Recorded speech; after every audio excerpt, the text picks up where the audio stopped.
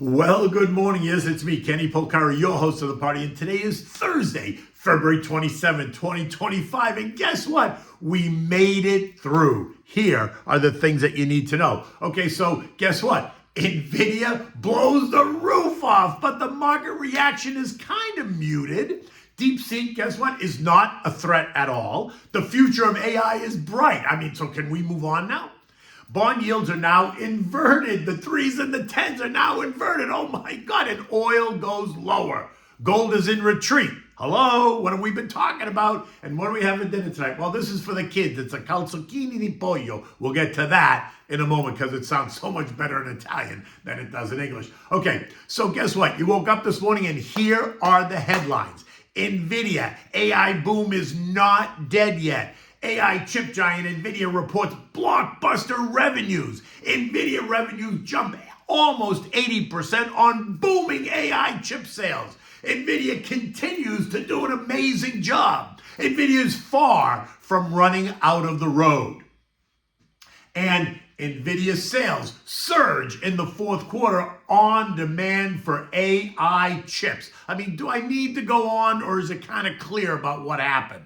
Because here is all that you need to know for today and going forward. And this is a quote from Jensen Huang. We've successfully ramped up the massive scale production of Blackwell AI supercomputers, achieving billions of dollars in sales in the first quarter.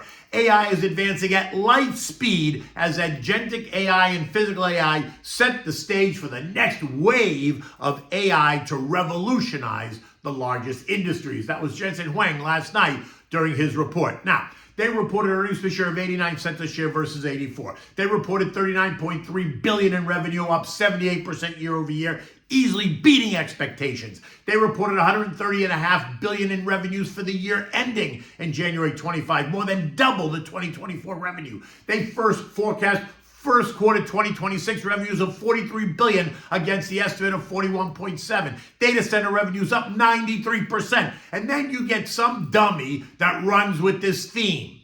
Well, while they projected and delivered revenue better than street estimates, the degree of that outperformance was less than it's been for a couple of years, suggesting that the results were somehow a disappointment. It's laughable. But like I said yesterday, someone always has to try to find something wrong with the report that justifies selling it. The stock had a mixed reaction in the aftermarket after closing at 131.28, up nearly 4%. The first reaction was to sell it down 125.82 and then to take it up to 136.60 as the algos and traders reacted to the headlines.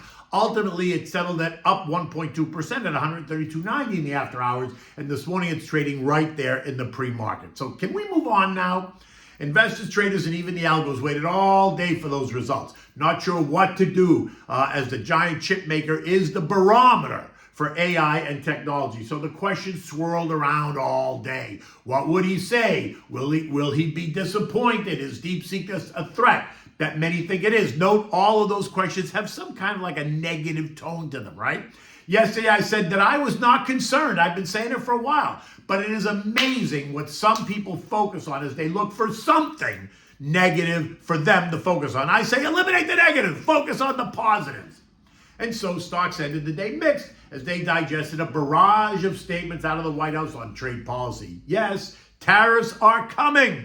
But why are you surprised? He ran on the theme that tariffs are his favorite word in the dictionary. Did anyone think it wasn't going to happen?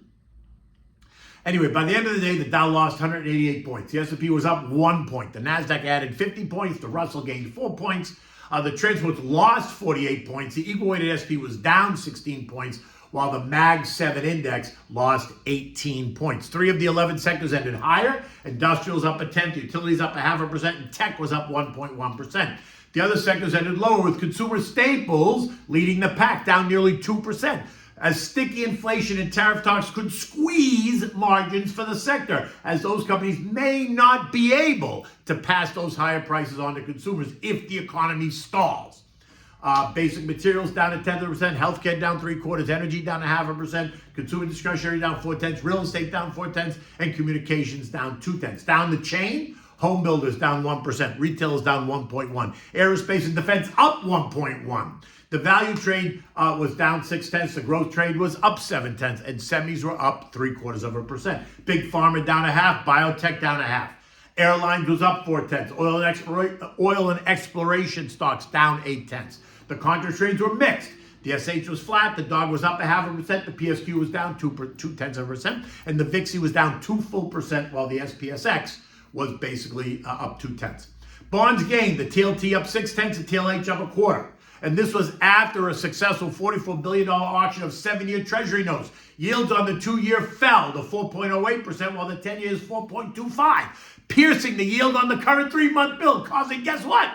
An inverted yield curve, which they are reminding us is largely accepted and largely accurate of an impending recession within 18 months. Are you kidding me?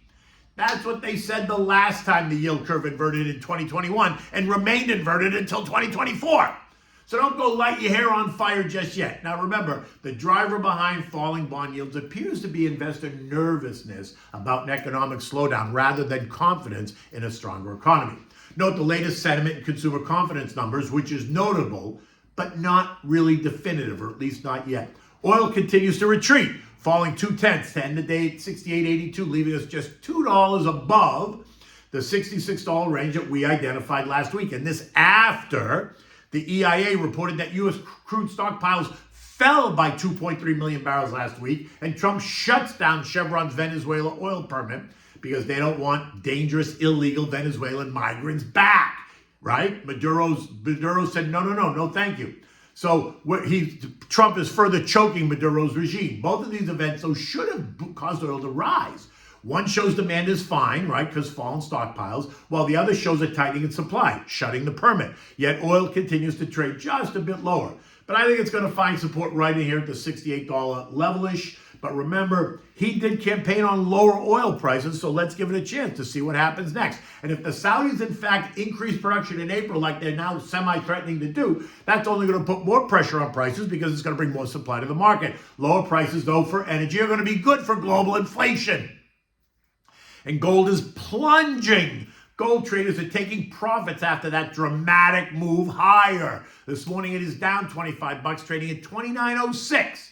So I guess the chart, when I said the chart suggested it was either going to break out or break down, last week it broke down. My gut tells me that it could probably continue to move down to the 28.50-ish range. And if the Russian-Ukraine conflict does in fact come to an end, then I wouldn't be surprised if it tested even lower than that. Zelensky signed that mineral deal, which is a positive, and so it appears that maybe this chapter is about to be over. The VIX is in retreat, down 6.2% at 1790, still above the trend lines, but moving lower. Now that Nvidia earnings are out, some of the angst is gone, and that will most likely cause the VIX to settle down, which doesn't mean the markets won't continue to retreat. They might, just not with the level of panic that a rising VIX suggests. Recall, the VIX is about fear. It measures market volatility and investor sentiment, not market performance directly. It tracks the expected volatility of the S&P 500 over the next 30 days based on options pricing.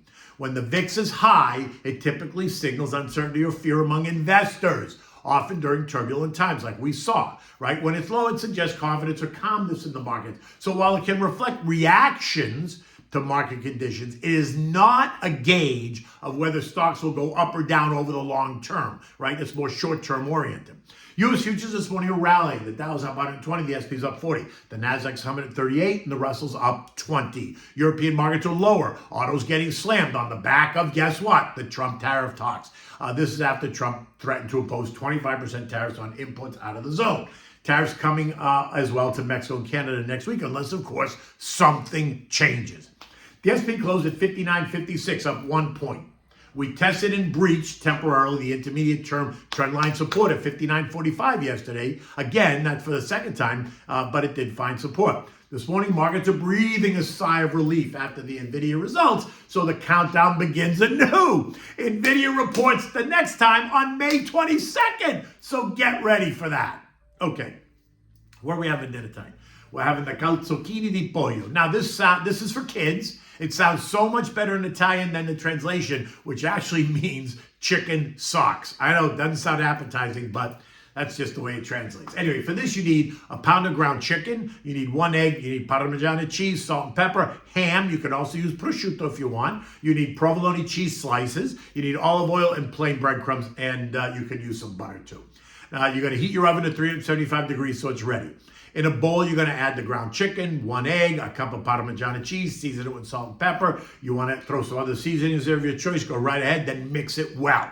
Now, you're going to make like a large meatball, take some of it, make a large meatball. You're going to lay it down on some parchment paper. You're going to put the meatball on the paper and then cover it with another piece of parchment paper. And then press on it or use a rolling pin and kind of flatten it out. Right, so now it's rectangular almost. Not the whole thing, just some of it. Place 2 slices of provolone cheese and then a slice of ham, and then carefully roll it using the parchment paper to roll it over, and you're going to form like what looks like almost an empanada, right? Now you're going to finish that until you've done all the chicken. Now you're going to place it in a bowl and cover it with breadcrumbs, and then cover it with breadcrumbs all over. Place it on a baking sheet and drizzle it with olive oil. Now bake it for 25 minutes in the oven. You can then broil it for a quick 2 minutes afterwards just to get the top nice and crusty. Take it out. When you cut into it, the provolone is all melty and gooey, while the ham just adds flavor, right? It's kind of like a chicken cordon bleu without the cordon bleu sauce. It's easy. The kids will love it. It's an easy weekday meal if mothers are just kind of in a rush. They want to get something that's nutritious, yet easy, something that the kids will love, and this was always a fan favorite, at least in my house. In any event, it is Thursday. It's kind of another overcast day here in Florida, but it's still 75 degrees outside, so I'm going to take it. In any event, until tomorrow, take good care.